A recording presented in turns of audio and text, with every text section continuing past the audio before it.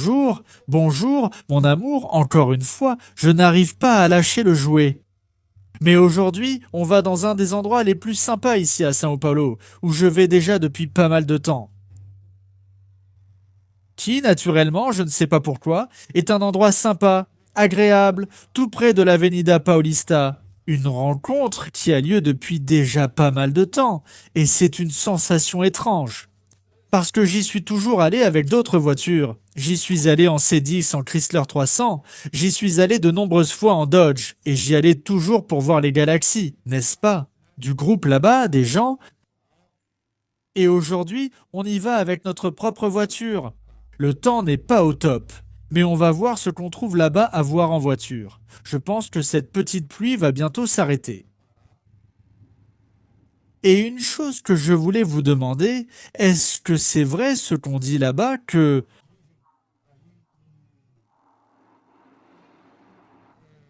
ce créneau du galaxie, ça existe? Il y a une histoire qui dit que les gens ne sont pas très unis, que les propriétaires de cette voiture ne s'entendent pas très bien, qu'il y a même une rivalité entre eux. À propos de cette histoire de voiture d'origine, de voiture ceci, de voiture cela.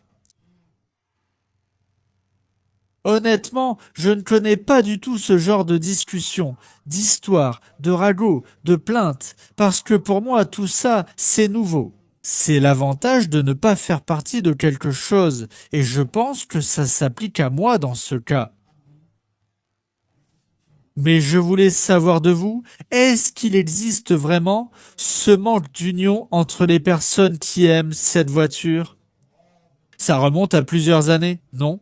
Entre ceux qui ont gardé, ceux qui n'ont pas gardé, ceux qui ont acheté à différents moments. Pourquoi? Les gens se sont désunis. J'ai aussi une autre question. Les gens doivent-ils être unis simplement parce qu'ils aiment la même voiture? C'est même une question un peu étrange, même venant de moi, non? Il faut qu'il y ait une union. Ceux qui sont des Opala doivent être unis avec ceux qui sont des Opala. Ça existe, ça doit être comme ça. Ou moi, sincèrement, je pense que chacun doit être libre d'aimer ce qu'il veut et de s'unir avec qui il aime, avec qui il s'entend le mieux. Peu importe la voiture, je dois donc traîner avec ceux qui aiment le même type de voiture que moi. C'est pour ça que ce truc de club, pour moi, ceci ou cela, je ne sais pas, tu vois, mon pote. Ce truc-là est un peu délicat, tu vois, de ah, il faut aimer ceci, il faut traîner avec un tel, il faut traîner avec machin, parce qu'il aime ça. J'aimerais comprendre votre avis. Donnez-moi votre opinion là-dessus. Qu'est-ce que tu penses de ce truc de club, de traîner avec le groupe qui a la même voiture? Il faut que ce soit comme ça. Il ne faut pas forcément être unis. Il n'y a pas de chef ici.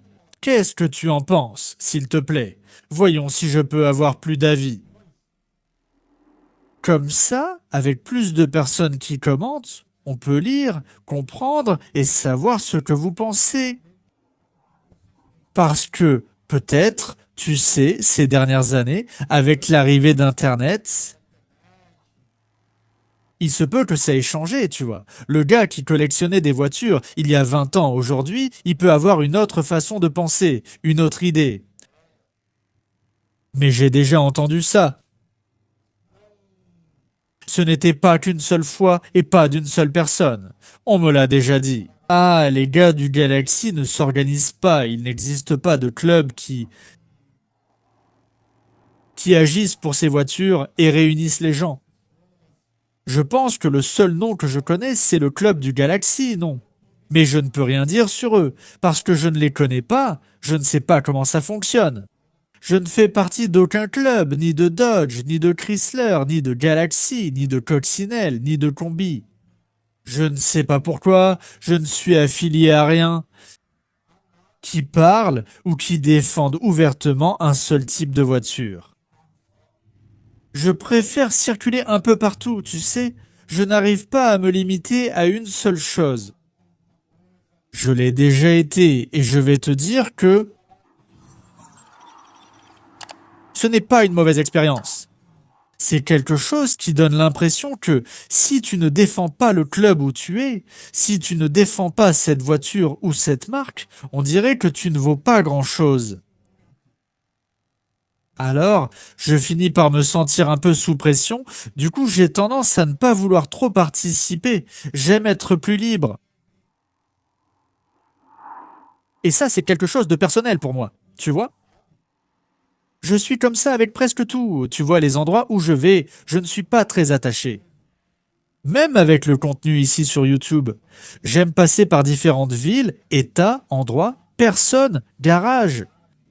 Bien sûr, j'ai mes préférences. Mais ça, c'est quelque chose de personnel, à moi. Si j'étais un peu plus fermé à un certain type de voiture, de club, peut-être que la chaîne aurait même plus d'identité avec un certain type de voiture ancienne et tout ça.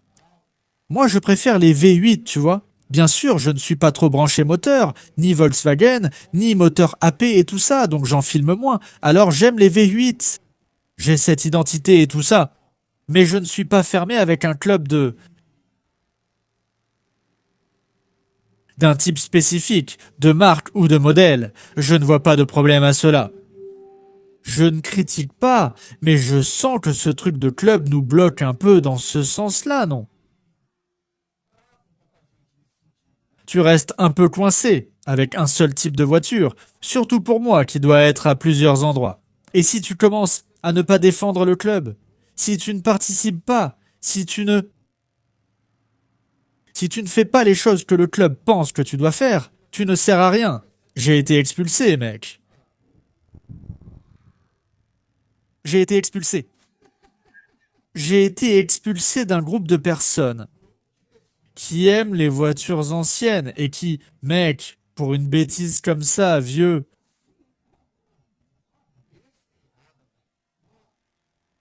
un truc comme ça, mais tellement enfantin, mais un truc tellement enfantin.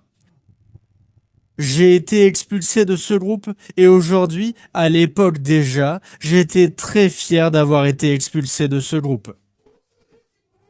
J'étais content, j'ai dit. Yes, heureusement que j'ai été expulsé. J'étais super fier. Et ça a fait tout un scandale quand ils m'ont viré. C'était fou. C'était absurde que le gars fasse ça, fasse partie d'un groupe et ne fasse pas les choses. J'ai dit, mec, et tu vois, c'était des gars plus âgés que moi, tu vois. Des vieux gars, mec, avec des attitudes tellement immatures. Un jour, je déjeunais avec un ami. Ce sujet est revenu. Ça fait longtemps. Et ce sujet est revenu. Et j'ai dit, tu veux savoir à propos de ce groupe-là? Depuis le début, je soupçonnais que le truc là-bas n'était pas vraiment à propos de voiture. Ce n'était pas à propos de voiture. C'est à propos de qui a, qui n'a pas, qui fait quoi dans le groupe, qui commande le plus. Tu sais, ce truc de ah, je suis le président, maintenant je suis le président, et ah, ce truc de il faut porter la chemise, il faut y aller avec la chemise, il faut participer, il faut. Quand tu es dans un club, tu dois faire ceci, tu dois faire cela, tu dois faire ça. Mon fils, tu n'es pas libre, ce groupe à toi là, non? Et parfois, je ne suis pas une personne si sympa, tu sais? Parfois, je provoquais juste pour voir ce qui allait se passer. Et j'y allais et je mettais une photo qui n'avait rien à voir avec le type de voiture. Alors,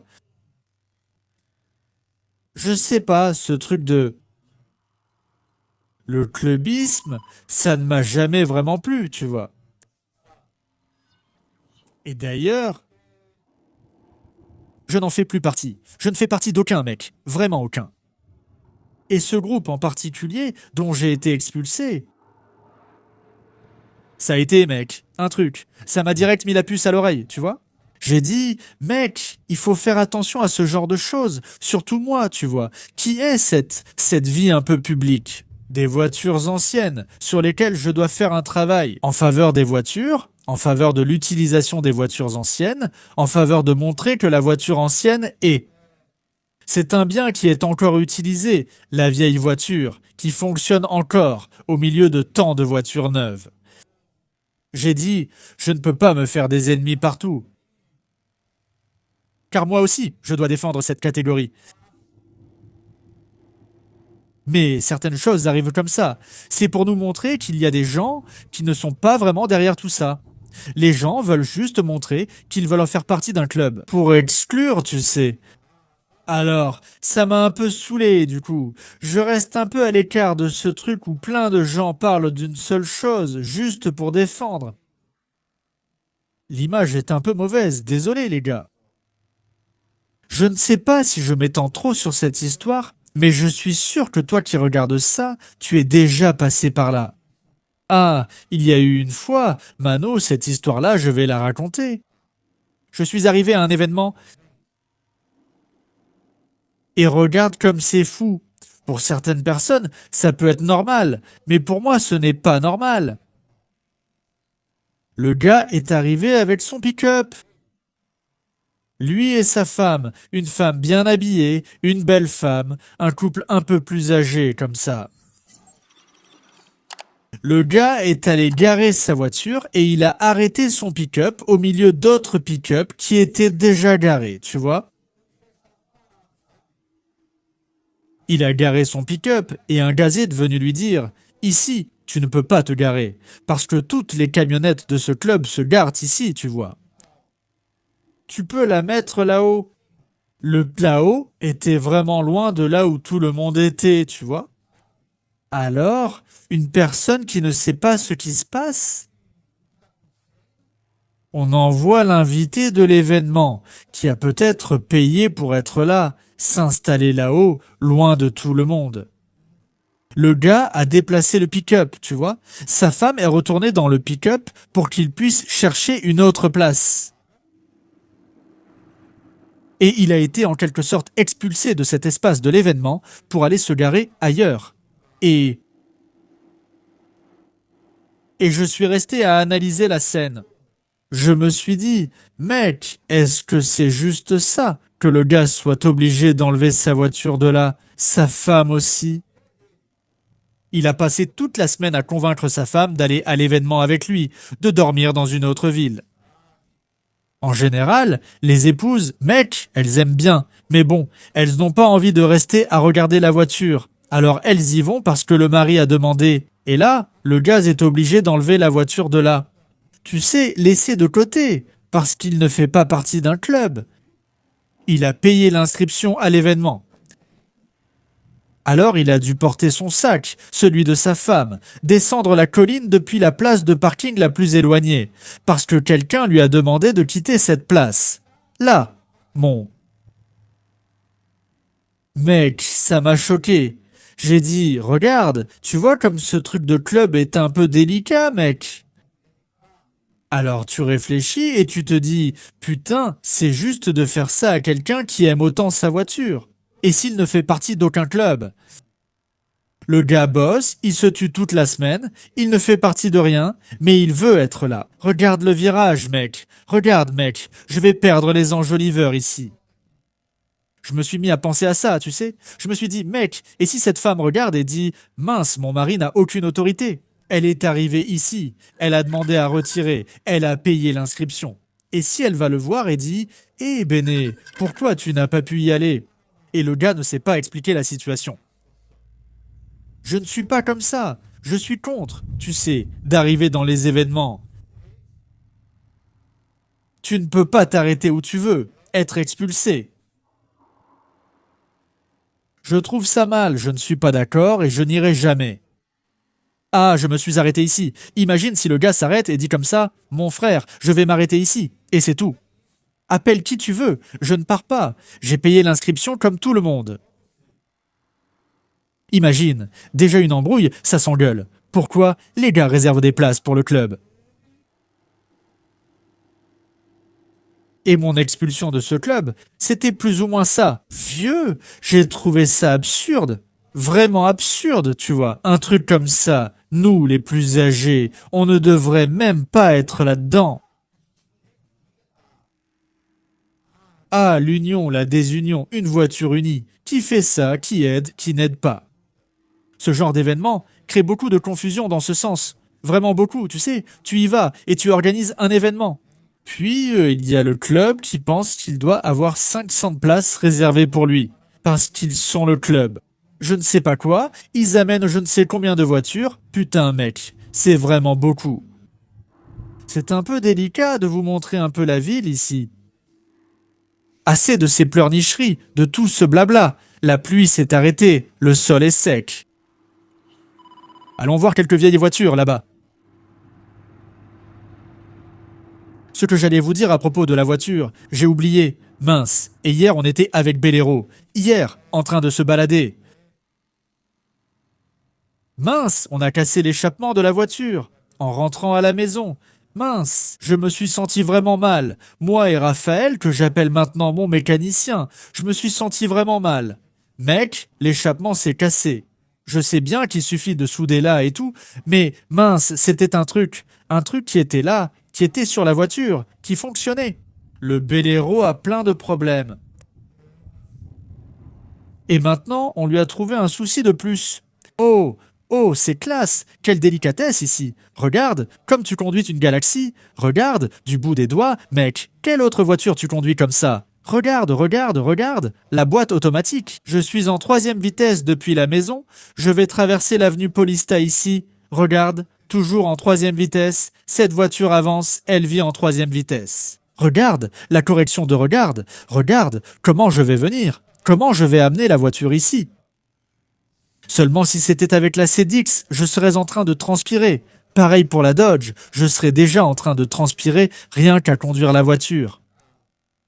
Ah, maintenant, juste parce qu'il est en Galaxy, il va commencer à parler mal des autres voitures qu'il a déjà eues. Ah, on est plein d'huile, hein, on fait couler de l'huile pour rigoler.